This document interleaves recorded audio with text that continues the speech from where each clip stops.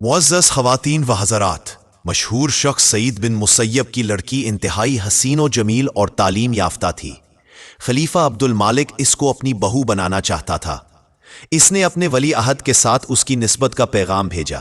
سعید بن مسیب نے انکار کر دیا۔ خلیفہ نے بہت دباؤ ڈالا اور مختلف قسم کی سختیاں کی، لیکن سعید اپنے انکار پر برابر قائم رہے۔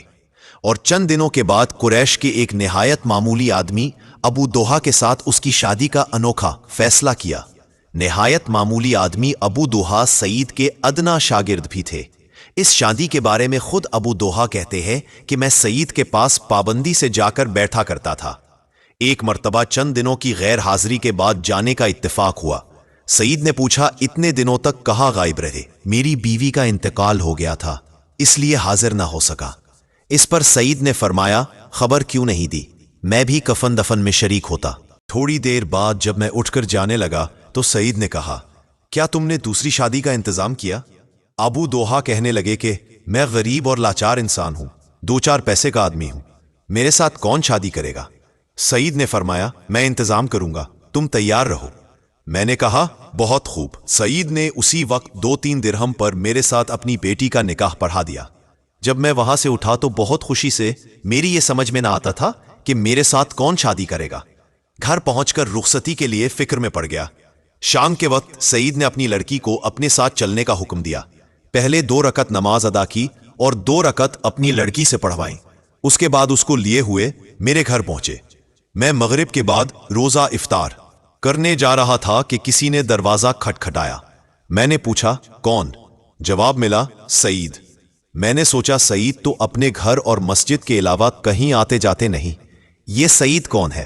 اٹھ کر دروازہ کھولا تو دیکھا کہ سعید بن مسیب تھے۔ انہیں دیکھ کر میں نے کہا، آپ نے کیوں زحمت گوارا کی؟ مجھے بلا بھیجا ہوتا۔ سعید نے فرمایا، نہیں، مجھے تمہارے پاس آنا چاہیے تھا۔ تم تنہا آدمی تھے اور تمہاری بیوی میرے پاس موجود تھی۔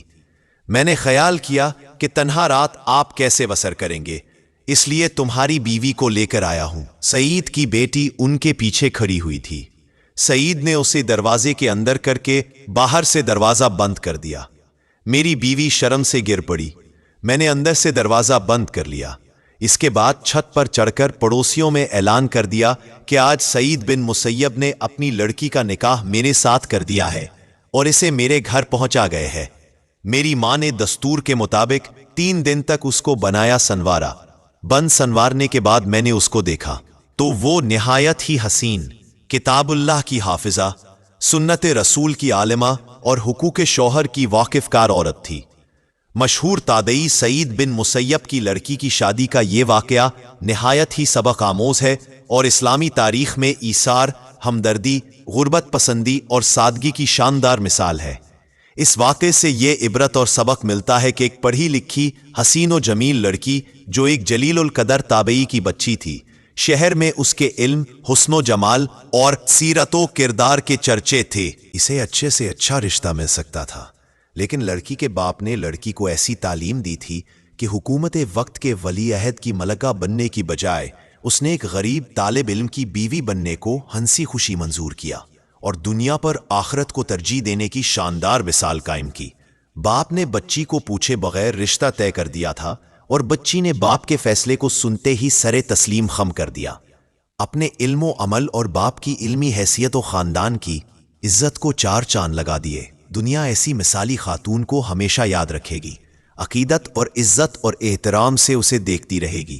اسلامی تاریخ ایسی خواتین پر ہمیشہ فخر کرتی رہے گی۔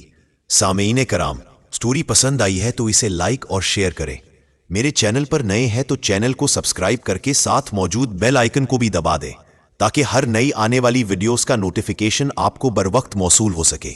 ملتے ہیں ایک نئی ویڈیو کے ساتھ۔ اپنا بہت سا خیال رکھیے گا۔ اللہ حافظ۔